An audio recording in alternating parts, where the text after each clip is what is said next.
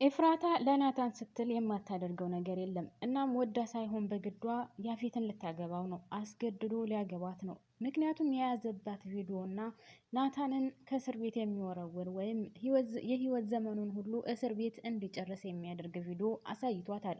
እናም ይህ ነገር እንዳይሆን መጀመሪያ በፍጹም እንደማይሆን ነግራው ነበር። ነገር ግን ያን ቪዲዮ በማስረጃ ካሳያት በኋላ በቃ እኔ ካሁን በኋላ አንተን ማግባት እፈቅዳለሁ። ምክንያቱም ካሁን በኋላ ናታን እስር ቤት ከገባ በፍጹም ሰው አይሆንም። ስለዚህ አንተ ባልከው ተስማምቻለሁ ትለዋለች። እሱ ደግሞ መጀመሪያ እንደዛ ከማለቷ በፊት ወደ ፖሊስ ሊደውል ነበር እምቢ ስላለችው ማስረጃውን ካሳያት በኋላ። ከዛም ወደ ፖሊስ ደውሎ እዛው ፖሊስ ጣቢያ ናችሁ አይደለ ብሎ ሲናገር እባክህን ተው በቃ እኔ ካሁን በኋላ ናታንን ከእስር ቤት ሆኖ ማየት አልፈልግም። እናም ደግሞ ካሁን በኋላ እስር ቤት ከገባ በፍጹም ሰው አይሆንም። ስለዚህ እሺ በቃ አገባሃለሁ ብላ ትፈቅድለታለች ማለት ነው። እሱ ደግሞ ከፖሊስ ጣቢያ እያናገረ ስለነበረ በቃ እሺ ተውት ትቼዋለሁ ተውት ቪዲዮውን ያዙት እናንተ ይላቸዋል ማለት ነው። እነሱም እሺ ይሉትና ከዛ ስልኩን ከዘጋ በኋላ አየሽ እንደዚህ እሺ ስቴ ነው የሚያምርብሽ። እናም የሚያዋጣሽም ይህ ነው።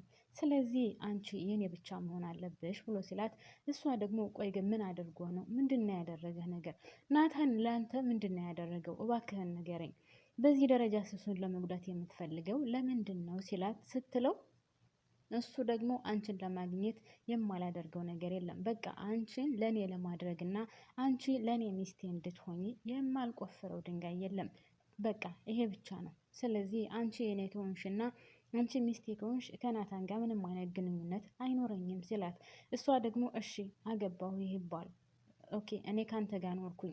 ነገር ግን ካሁን በኋላ ናታንን ምንም እንደማታደርገው ምን ዋስትና አለኝ ብላ ስትለው እሱ ደግሞ እሱን አታስቢ ችግር የለውም ወደፊት የምናየው ይሆናል ይላታል ማለት ነው። ሰላም ጤና ይስጥልኝ ውድና የተከበራችሁ ቤተሰቦቼ በያላችሁበት የዓለም ዳርቻ ሰላማችሁ ይብዛልኝ። ይህ ቪዲዮ የሚደርሳችሁ ላይክ እያደረጋችሁ አዲሶች ደግሞ ሰብስክራይብ እያደረጋችሁ ተቀላቀሉ። ፕሊስ ላይክ ማድረጋችሁን አትርሱ ማለት ነው። ከልብ አመሰግናለሁ ስለምታበረታቱኝ። እናም እንግዲህ ያፌት የፈለገውንና ያሰበውን ያቀደውን አድርጓል። እናም እንደዛ ካላት በኋላ በፍጹም ናታን ማወቅ የለበትም ስለተፈጠረው ነገር፣ ስለ ቪዲዮ፣ ስለምንም ነገር ናታን ማወቅ የለበትም ብሎ ሲላት እሷ ደግሞ አውቃ አንተ ያደረግከው ነገር ነው አይደለ? እሱ በፍጹም ይህን ነገር ሊያደርግ አይችልም ስትለው እሱ ደግሞ መልሶ አንቺ እያየሽ ነው አይደለ? እባክህን አትግደለኝ እያለው ነው የገደለው። ስለዚህ ይህን ማስረጃ ወስጄ ለፖሊስ ባሳይ ምን እንደሚፈጠር ራስሽ ታውቂያለሽ ስላት በቃ እኔ ካሁን በኋላ እሺ አንተ ያልከውን አደርጋለሁ ለናታንም አልናገርም ናታንም ደግሞ እኔን እንድርቀኝ ያደርጋለሁ ትለዋለች። ምክንያቱም እሱም እንድርቅሽ አድርጊ ናታን ካሁን በኋላ ከአንቺ አጠገብ እንድሆን አልፈልግም አንቺ የኔና የኔ ብቻ ነች ስላላት እሷም በቃ እሺ ናታን ከኔ እንድርቅ አደርጋለሁ ብላው ከመኪና ትወርዳለች ማለት ነው።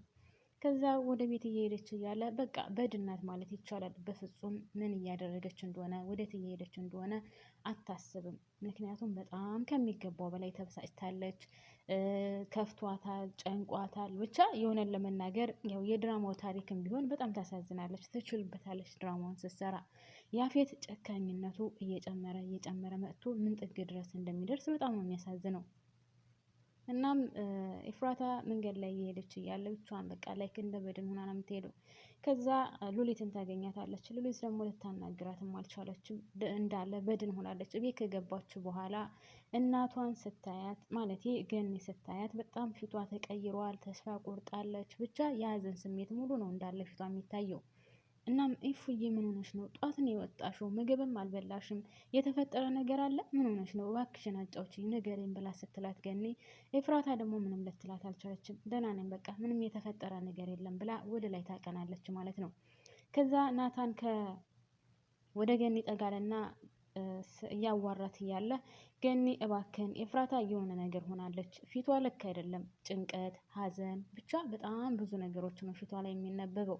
እናም የሆነውን ነገር እባክህን ታስረዳ ከሆነ ላንተ ጠይቃትኝ። እኔ በጠይቃት ምንም መልስ ልትሰጠኝ አልቻለችም። የሆነ ነገር ሆናለች። አምላኬ ሆይ ምን ተፈጥሮ ይሆን ደግሞ እያለች ስለ ልጇ ታስባለች።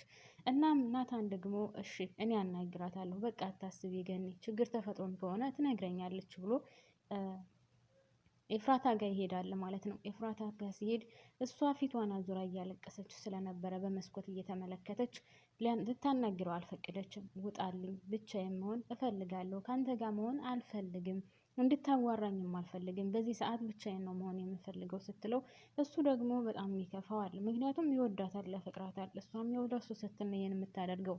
እናም ስላላናገረችው እባክሽን የተፈጠረውን ነገር ንገሪኝ፣ ብቻሽን ሆነሽ ለምንድን ነው የምታለቅሽው የኔ ጨረቃ እያለ ቢያባብላትም በፍጹም ልትመልስለት አልቻለችም። ምክንያቱም እሷ የምትፈልገው እንዲርቃትና ከእሷ ወደዛ እንዲሄድላት ስለሆነ ያላት አማራጭ ይሄ ብቻ ስለሆነ ማለት ነው።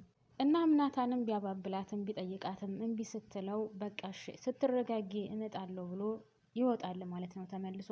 ከዛ እሷን ብቻዋን ስቅስቅ ብላ ታለቅሳለች። በጣም ነው የምታሳዝነው። በሌላ በኩል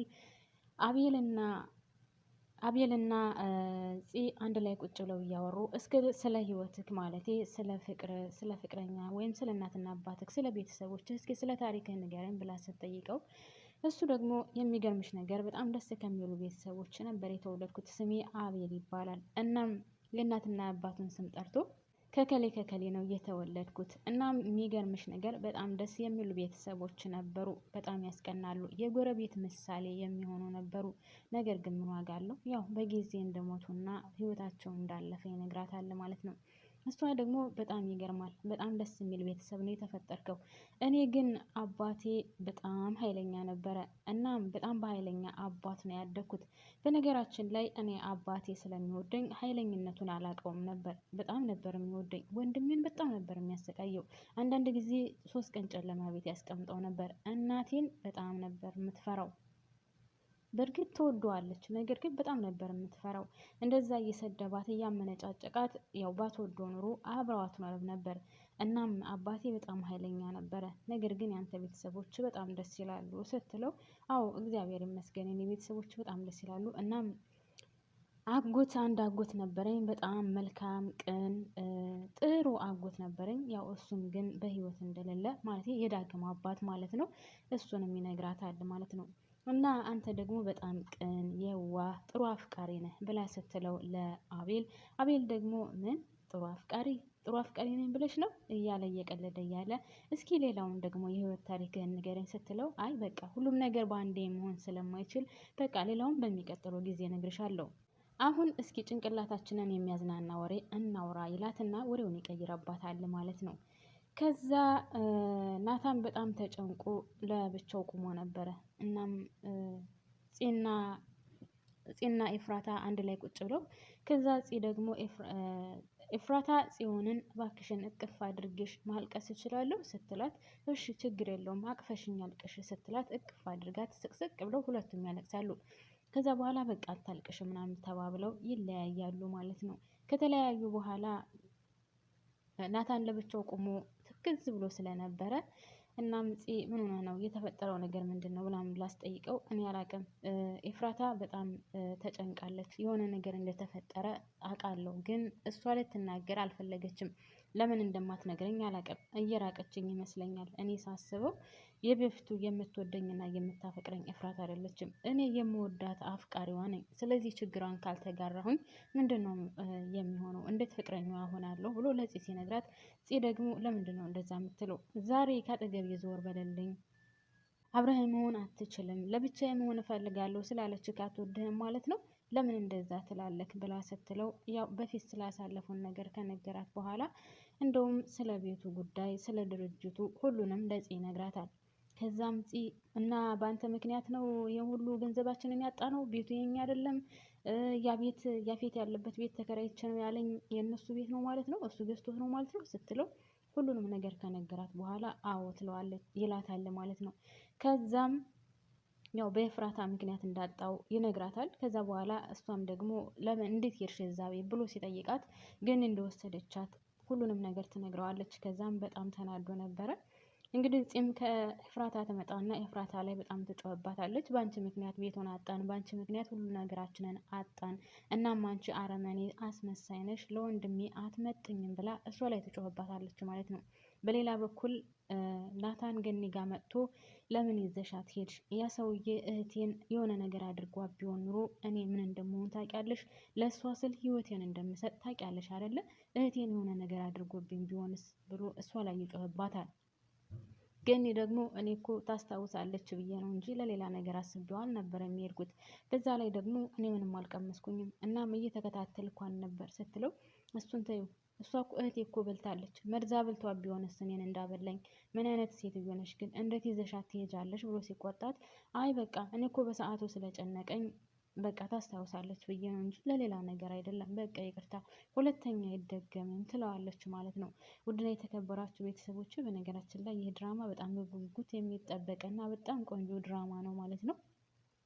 በተለይ ኤፍራታ ላይ የሚታየው እንቅስቃሴ በቃ የምታለቅሳቸው እንባዎች ምናምን እና የእውነትም ለፍቅር ስትል የምትከፍለው መስዋዕትነት በጣም ደስ የሚልና በጉጉት የሚጠበቅ ድራማ ነው። እኔ እዚህ ላይ ያበቃለሁ ማለት ነው ውዶችዬ፣ ከልብ ነው ማመሰግነው እስካሁን አብራችሁን ስለቆያችሁ። ላይክ የረሳችሁ ካላችሁ ላይክ በማድረግ ተባበሩኝ። ቴንኪው ሶ ማች ባባይ